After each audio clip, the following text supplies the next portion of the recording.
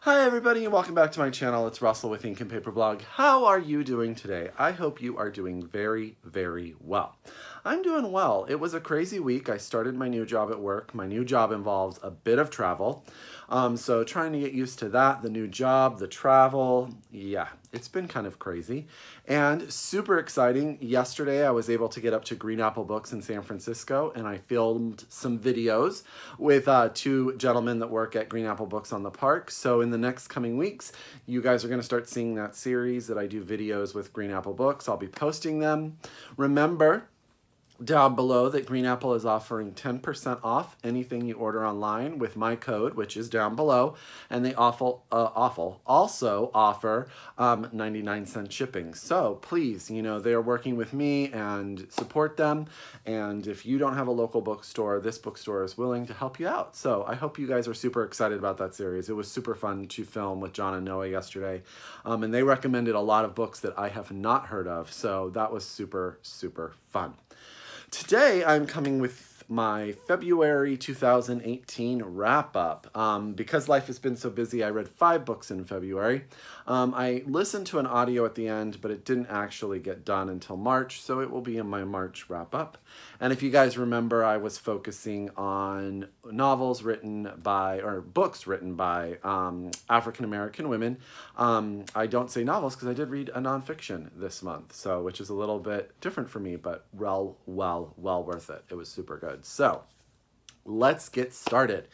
The first book that I read this month was Parable of a Sower by Octavia Butler. This is the story of Lauren. So this is a dystopian novel where in some time in the future, water has become scarce, and at least in California where our main character lives, the world has become very dangerous, and communities have sort of locked down upon themselves. They have gated, fenced-in communities, though people do travel outside of the communities to work and stuff. There's a lot of people that don't have homes, that are displaced. There's a lot of violence, and this is the story of Lauren, who lives with her family in one of these communities, and sort of what happens over a duration of time. What is super interesting is that this book doesn't really have a lot of dystopia in it, but you definitely feel the reality of everything in this book could come true tomorrow.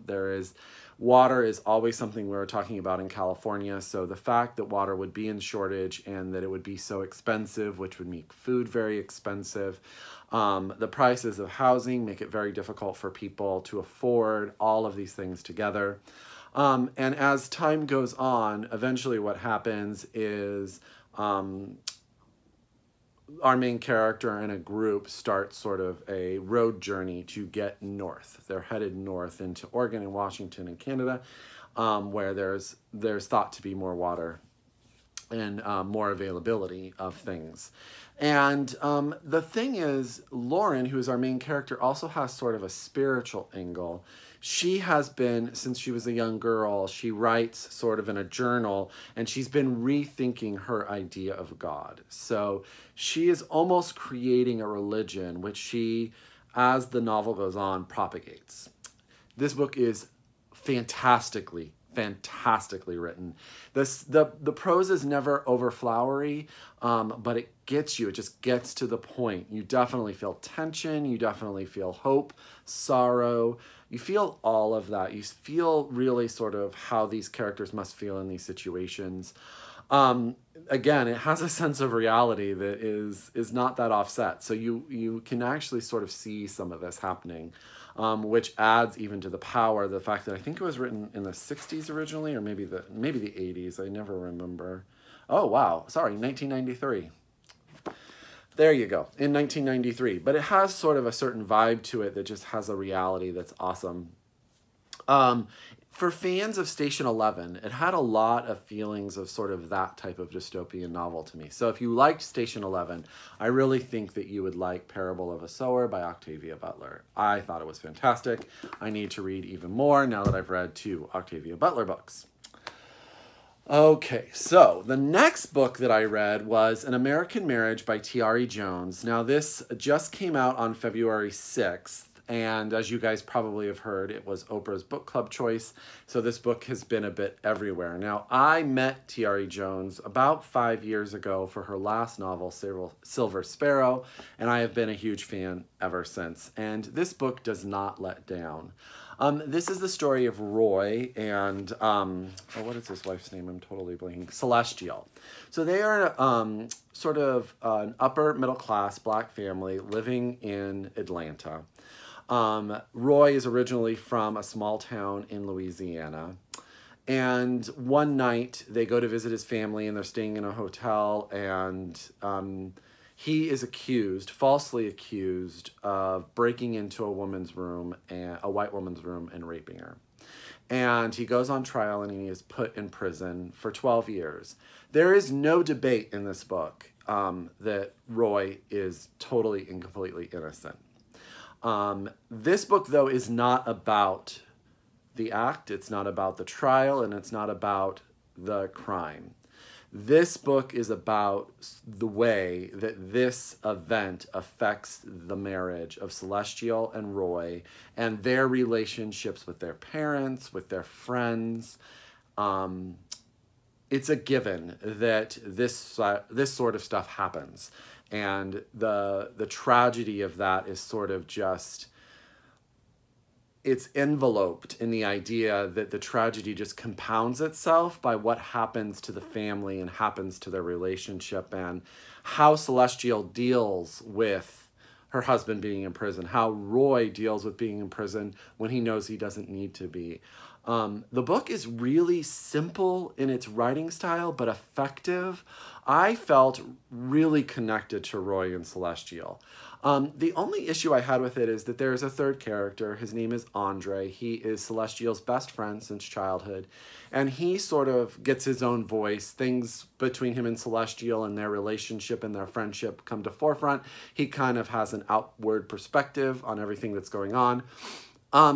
His sections I didn't love them as much as I loved Roy and Celestial. So it was hard sometimes when we would be in one of his sections. I'd be like, okay, let's get on. Because I really felt connected to the two main characters and their story. I think it's a fantastic book. I think it's fantastically plotted. I never felt at all like I was off track.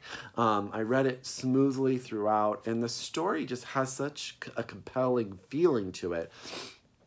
You guys, it's really, really good. And I know that some of us are like, oh, well, an Oprah book pick, that's not going to be for me. In this case, guys, I'm telling you right now, this book is for you.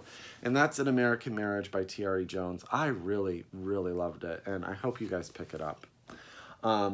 Next, and this one's super exciting because I got to see the author the other day. I read the essay collection, This Will Be My Undoing, Living at the Intersection of Black, Female, and Feminist in White America by Morgan Jerkins. I saw Morgan with my friend Ryan Ludman at Kepler Books in Menlo Park, and she is phenomenal. She is funny and brilliant and amazing. She speaks 6 languages. You learn in this collection of essays that she is fluent in Russian. She's fluent in Japanese. She's just so smart. And there's not a lot for me to say about this book other than it will make you think. It's powerful. It's heart-wrenching. It's raw and fresh and so well-spoken. There was a line in it at the beginning of the book, and I'm paraphrasing, so that basically says that you can't have equivalency without equality.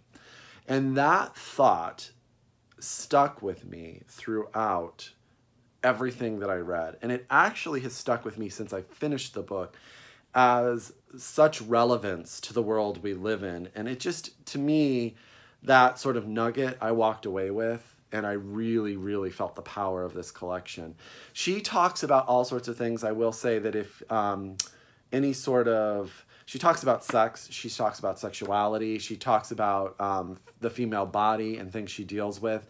So if any of that stuff sort of bothers you, it shouldn't in this case because it's really real.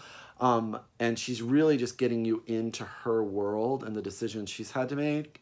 But I can see how it would, so I just want to make sure you guys know that it's out there. But it is really, really thought-provoking, and it's just so good, so good. And that is This Will Be My Undoing by Morgan Jerkins. I will read everything Morgan Jerkins publishes from now on.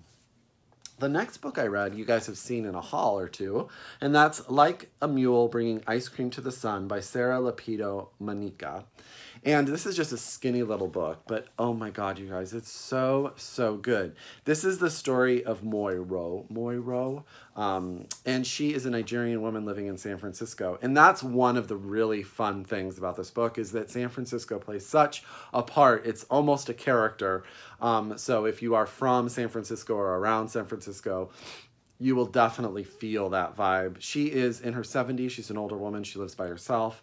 And this is the story of sort of her independence and what happens when that independence is taken away when she falls and breaks her hip.